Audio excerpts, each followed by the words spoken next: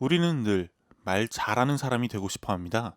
유명한 연사만큼은 아니더라도 중요한 자리에서 떨지 않고 말하고 싶고 멋진 말로 사람을 설득하고 싶죠. 하지만 노력해도 이 목표는 늘 제자리임을 느끼는 경우가 대부분입니다. 어쩌면 목표를 낮춰 차라리 말실수라도 하지 않았으면 하는 게 우리의 솔직한 심정일지도 모르죠. 말이 늘 어려운 이유를 우리는 고전에서 찾을 수 있습니다. 성리학을 집대성한 주의와 그의 학문적 동지였던 여동래가 쓴 책 근사록에는 다음과 같은 말이 담겨 있습니다. 마음이 안정되어 있으면 그 말이 신중하고 여유가 있다. 마음이 안정되어 있지 못하면 그 말이 가볍고 급하다. 말은 입에서 나오는 것이지만 그 근원은 마음입니다. 평상시 말을 다스리지 못하는 것은 마음에서 비롯되죠. 그렇다면 우리는 어떻게 말 잘하는 사람이 될 수 있을까요? 고전 연구가인 조윤지 작가는 자신의 책 우아한 승부사를 통해 고전에서 배울 수 있는 말 잘하는 가르침을 소개합니다. 우선 첫 번째 가르침은 균형을 맞추라는 것입니다. 하지만 이를 실현하기란 결코 쉽지 않죠. 말에 있어서도 마찬가지입니다. 하고자 하는 말을 잘하는 능력, 하지 않아야 할 말을 거르는 능력, 이것이 곧 말의 핵심이죠. 특히 요즘과 같은 감정 과잉, 말의 과잉 시대에는 지나침으로 인해 말을 그르치게 되는 경우가 많습니다. 상대방의 이야기에 귀를 기울이고 그 상황에 맞는 적절한 일을 하는 것이 무엇보다 중요합니다. 이는 나 자신을 드러낼 때도 마찬가지입니다. 자부심과 겸손함이 적절해야 하죠. 자부심이 지나치면 자만으로 느껴지고 겸손함이 지나치면 자신감이 없어 보이게 마련입니다. 겸손한 가운데에서도 당당한 자신도 드러낼 수 있어야 합니다. 물론 드러내지 않으면서도 자연스럽게 자신을 높일 수 있는 능력은 바로 중용, 즉 내면의 단단함에서 얻을 수 있죠.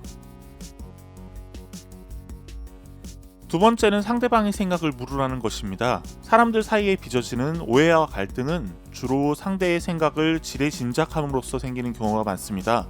우리는 마치 독심술사가 된 것처럼 상대의 생각을 예측하고 행동하지만 대부분의 경우 이는 심각한 소통의 부재로 귀결됩니다.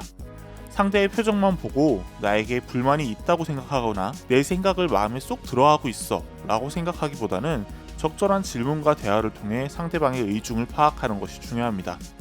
물론 질문은 상대방이 아닌 나에게도 적용됩니다.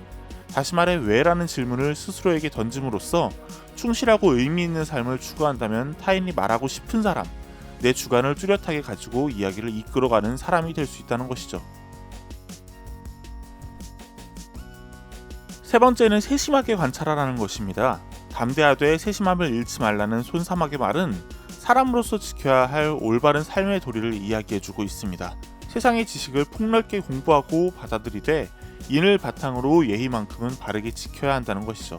그리고 꿈과 이상을 이루기 위해 담대하게 결단해야 하지만 주위를 향한 세심한 배려도 잊어서는 안 됩니다.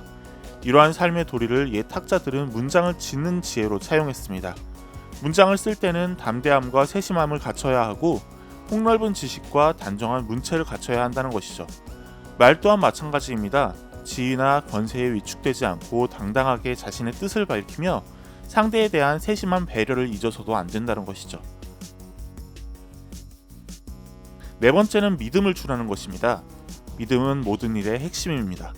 정치인이라면 자신의 공약을 지켜야 하고 회사의 대표는 직원들이 그를 믿고 따를 수 있도록 행동해야 하죠. 말 또한 마찬가지입니다.